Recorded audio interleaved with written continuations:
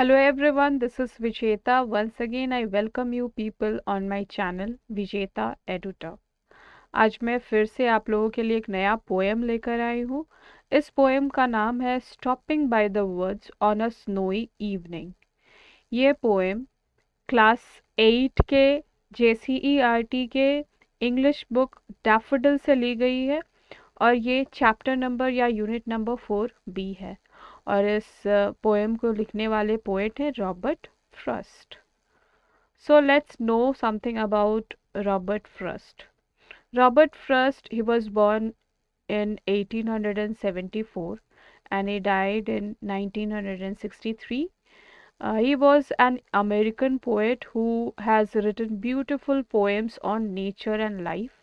वो एक American poet थे जिन्होंने बहुत ढेर सारी सुंदर कविताएं नेचर यानी प्रकृति और जीवन पर लिखी। He received the Pulitzer Prize 4 times. Pulitzer prize इन्हें 4 times मिला, 4 बार मिला। His poems Fire and Ice and The Road Not Taken are truly inspirational.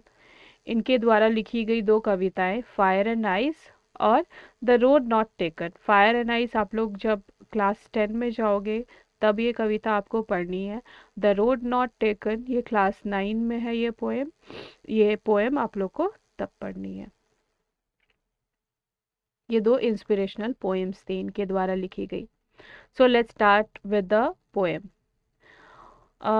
Poem बताने से पहले मैं आप लोगों को छोटा सा एक डिस्क्रिप्शन देना चाहूँगी कि एक क्षण के लिए आप अपनी आंखें बंद कीजिए और ऐसा सोचिए, ऐसी कल्पना कीजिए कि आप एक जंगल में हैं। आप क्या देखते हैं और क्या सुनते हैं?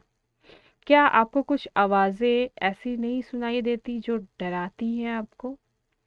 इस कविता में कवि एक बर्फीली सर्द शाम में एक वन में रुके हैं और वहाँ कुछ देर रुककर विश्राम करने के लिए वो प्रेरित होते हैं। अंततः वह क्या करने का निश्चय करते हैं, ये जानने के लिए आज हम लोग ये पोएम पढ़ेंगे। Whose woods these are, I think I know. His house is in the village though.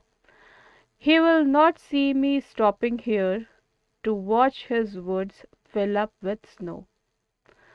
Woods यानी जंगल, snow means आप लोगों को शायद पता होगा बर्फ। Whose woods these are, I think I know. ये किसका वन है, मेरे विचार से मैं ये जानता हूँ। His house is in the village though. उसका घर, हालांकि उसका घर गांव में है। He will not see me stopping here. वह मुझे यहाँ रुके हुए नहीं देख पाएगा। To watch his woods fill up with snow.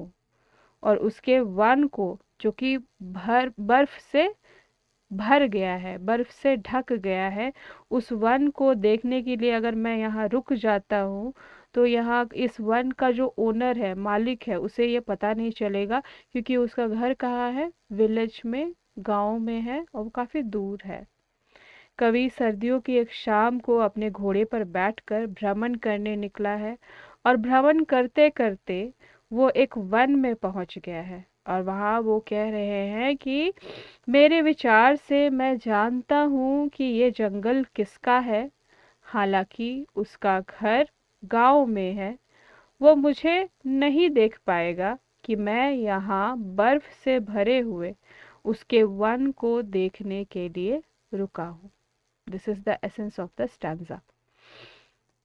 Let's move to the next stanza. My little horse must think it queer to stop without a farmhouse near, between the woods and frozen lake, the darkest evening of the year. Queer यानी विचित्र, frozen यानी जमी हुई, lake यानी झील, darkest, dark मतलब सबसे ज़्यादा काली या सबसे ज़्यादा अंधकारमय। तो डार्केस्ट यानी सबसे ज़्यादा काली या फिर सबसे ज़्यादा गहरी। My little horse must think it queer, queer यानी विचित्र। मेरे छोटे से घोड़े को ये शायद बहुत ज़्यादा अजीब लगेगा, विचित्र लगेगा, वो उसको सनक ही मानेगा। To stop without a farmhouse near. क्यों? क्योंकि वहाँ पर बिना किसी फार्म हाउस के, आसपास में बिना किसी फार्म हाउस की मौजूदगी के मैं वहाँ रुका हूँ। Between the woods and the frozen lake. कहाँ? बिटवीन द वुड्स यानी जंगल के बीचों बीच, एंड फ्रोजन लेक यानी जमी हुई झील के पास। The darkest evening of the year. और ये भी क्या है? सबसे वर्ष की सबसे गहरी शाम के टाइम पे वुड्स यानी जंगल, फ्रोजन लेक यानी जमी हुई झील के बीच में बिना किसी फार्म हाउस के वहाँ रुकना मेरे छोटे से घोड़े को शायद थोड़ा विचित्र ही लगेगा। Let's move to the next stanza. He gives his harness bell a shake to ask if there is some mistake. The only other sounds the sweep of easy wind and downy flake. Harness, harness यानी घोड़े का साज, जो घोड़े के पीठ पे लगा रहता है और उसमें घोड़े के गले में घंटी भी बंधी रहती है, तो उसे कहते हैं हार्नेस। हार्नेस यानी घोड़े का साज। उसके बाद है मिस्टेक यानी गलती, डाउनी यानी कोमल, फ्लेक यानी परत। He gives his harness bell a shake. मेरा घोड़ा अपने गले में बंधी घंटियों को हिलाता है। To ask if there is some mistake, यह पूछने के लिए जैसे वो मुझसे सवाल कर रहा हो कि क्या गलत है, गलती क्या है, क्योंकि वो वहां पे बिना किसी वजह के रुका हुआ है। The only other sound of the sound only other sounds the sweep of easy wind and downy flake। यानी वहाँ पर गले में जो घंटी है उसके आवाज के अलावा केवल हल्की सी जो हवा का चलन है, या हवा का हल्की सी हवा जो चल रही है उसकी आवाज है, या फिर डाउनी फ्लेक। ये डाउनी यानी कोमल परत, किस चीज की परत? बर्फ की।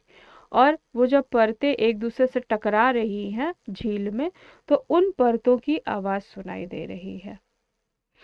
Let's move to the next stanza. The woods are lovely, dark and deep, but I have promises to keep, and miles to go before I sleep, and miles to go before I sleep. The woods are lovely, जंगल जो है वो प्यारे हैं।